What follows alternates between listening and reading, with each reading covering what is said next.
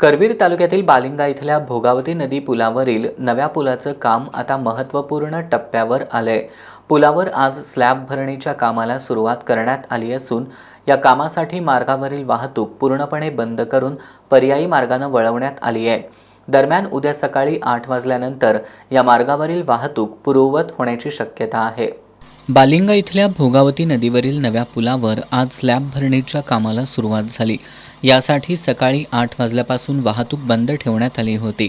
मात्र कॉन्क्रीट मशीनमध्ये तांत्रिक बिघाड झाल्यानं या कामाला सुमारे तासभर उशीर झाला।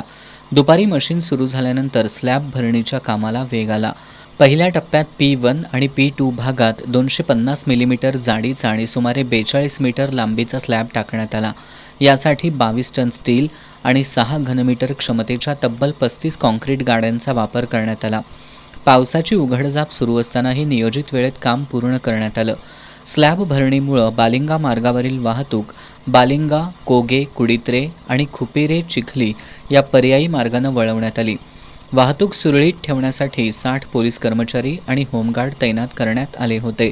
पुलाच्या उर्वरित 2 स्लॅबचं कामही 2 महिन्यात पूर्ण करण्याचं नियोजन असून पुलाचं काम लवकरात लवकर पूर्ण करण्यासाठी युद्ध पातळीवर प्रयत्न सुरू आहेत।